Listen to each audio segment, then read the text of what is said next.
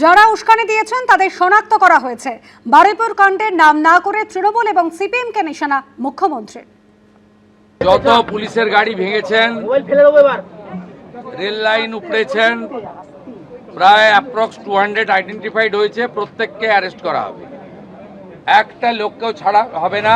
পিছন থেকে যারা উস্কেছেন, পলিটিক্যাল লোক যারা ইলেকশনে রিজেক্ট হয়েছেন, কেউ ক্ষমতা থেকে গেছেন, কেউ শূন্য থেকে এক হয়েছেন, এবং radical force, anti national force যারা পিছন থেকে উস্কেছেন, তাদেরকেও আইডেন্টিফাই করা হয়েছে। তাদের কল রেকর্ড ইত্যাদি ডিজিপির নেতৃত্বে এসটিএফ সব কালেক্ট করেছে। ওদেরকেও প্রপারলি লিসেন করা হবে, ওদেরকেও ঠিক প্রপারলি শিক্ষা দেওয়ার কাজ সরকার করবে। আর এই বারুইপুর কাণ্ডে সুজন চক্রবর্তী সহ 4 জন সিপিএম নেতার বিরুদ্ধে অভিযোগ। বিজেপির পক্ষ থেকে সিপিএম নেতাদের বিরুদ্ধে বারুইপুর থানায় অভিযোগ দায়ের। অপরাধমূলক ষড়যন্ত্র, প্ররোচনা, মিথ্যে খবর প্রচারের অভিযোগ দায়ের। সুজন চক্রবর্তী, মোনালিসা সিনহা সহ 4 জনের বিরুদ্ধে অভিযোগ। অভিযুক্তদের গ্রেফতারি চেয়ে বারুইপুর থানায় বিজেপির 4 নম্বর মণ্ডল নেতৃত্ব।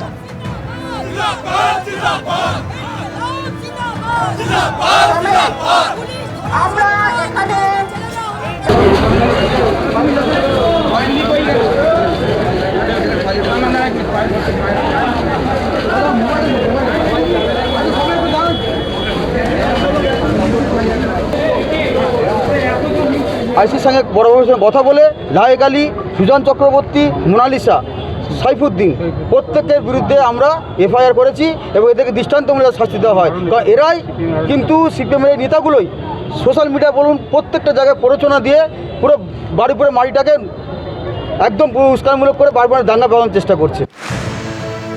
বারুইপুর কাণ্ডে সুজন চক্রবর্তী সহ 4 জন সিপিএম নেতার বিরুদ্ধে অভিযোগ দায়ের। আর এই নিয়ে সিপিএম এর কেন্দ্রীয় কমিটির সদস্য সুজন চক্রবর্তী কি বলেছেন শুনুন। বিজেপির হতাশার প্রতিফলন স্পষ্ট হচ্ছে। কোনো সন্দেহ নেই যারা ভয় পেয়ে যাচ্ছে, তাই ভয় দেখানোর প্রয়াস নিচ্ছে। এটা বিজেপির ভুলভাল প্রচেষ্টা বলে আমি মনে করি। আর এটা তো সবাই জানেন, আমাদের সমস্ত কর্মীরা আক্রান্ত হয়েছে, মামলা খেয়েছে। আমি বিজেপি সরকার আসার আগে তো তৃণমূলের আমলে তো নানান অভিযোগ আমার বিরুদ্ধে এফআইআর টেফআইআর করেছে। তারপর এমনকি বারুইপুরে একটা খুনের মামলাতেও মমতা ব্যানার্জির নির্দেশে আমাকে জড়ানোর চেষ্টা হয়েছিল।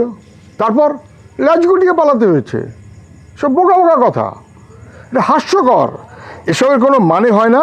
অনেকবার ফাঁসাতে চেয়েছে, আরও যদি ফাঁসাতে চাইবে, কিন্তু মানুষ বুঝবে যে কী দুর্দশায় পড়েছে বিজেপি। একেবারে তৃণমূলের জুতোতেই পাগলিয়ে যে বিজেপি চলতে চাইছে, সেটা আরও একবার স্পষ্ট হবে। এবিপি আনন্দ, এগিয়ে থাকে, এগিয়ে রাখে।